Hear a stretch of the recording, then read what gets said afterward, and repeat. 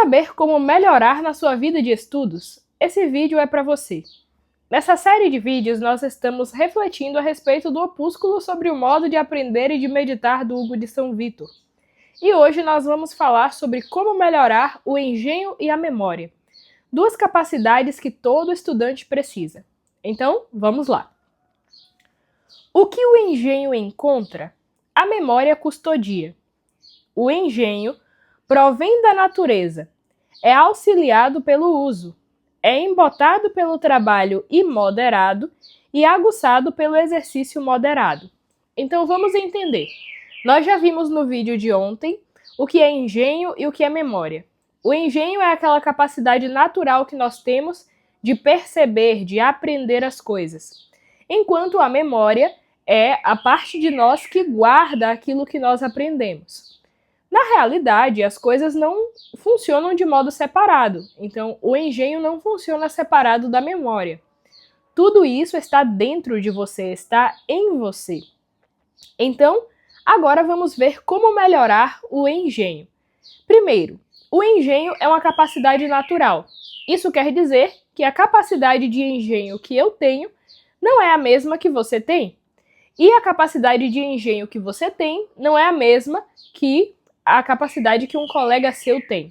Esse é um ponto importante de aprender. Depois, é auxiliado pelo uso. Então, se eu tenho o costume de parar para perceber as coisas, se eu tenho o costume de parar para aprender, o meu engenho é auxiliado, porque quanto mais eu o utilizo, melhor ele fica. Mas aqui tem dois pontos importantes. É embotado pelo trabalho imoderado. Trabalho imoderado não é o Hugo de São Vítor dizendo trabalhe pouco lá no seu trabalho, porque isso atrapalha o seu engenho. Não. Ele está falando do próprio trabalho em cima do engenho. Então, vamos dar um exemplo para as coisas ficarem mais claras. O nosso engenho trabalha em cima de observações e informações. O que seria o trabalho imoderado? Seria você ficar, por exemplo, no YouTube o dia inteiro assistindo 15, 20, 30 vídeos a respeito de temas e utilizar-se por tempo demais essa capacidade de um jeito imoderado, sem parar para refletir, sem perceber o que está sendo dito. É por isso que, há um tempo atrás, eu assistia vídeos numa velocidade mais rápida para conseguir ver mais coisas. Besteiras da adolescência, né? Depois eu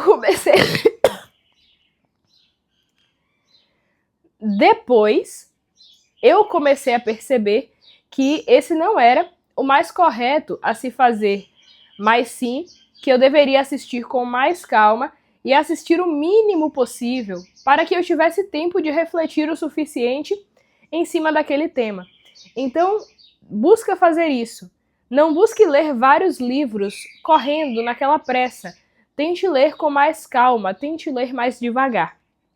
E é aguçado pelo exercício moderado. Então, se você separa 10, 20, 30 minutos do seu dia para estudar, você lê aquilo que precisa ser lido, reflete, pensa com calma. Tudo isso vai te ajudar a melhorar a tua capacidade de engenho, porque você está usando a capacidade que está em você com moderação. Agora, vamos falar a respeito da memória. A memória é principalmente ajudada e fortificada pelo exercício de reter e de meditar assiduamente.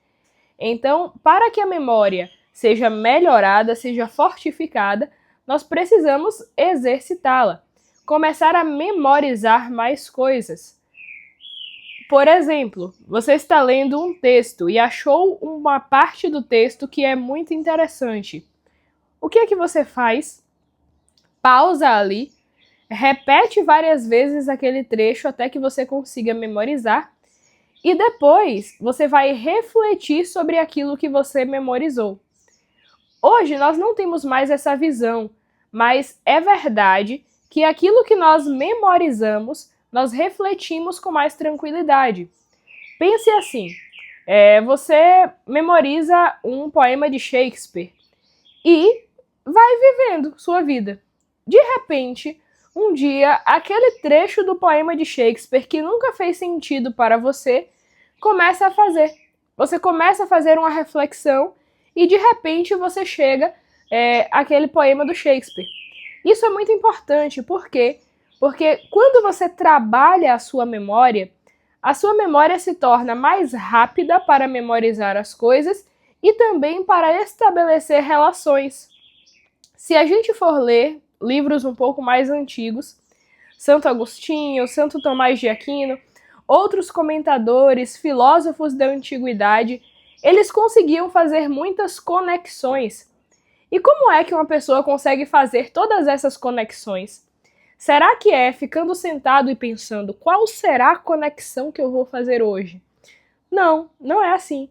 Mas é, na verdade, a pessoa que tem muitas coisas boas dentro de si, memorizadas, decoradas, e depois, quando aquela pessoa vai pensar, refletir ou escrever, naturalmente as ligações surgem.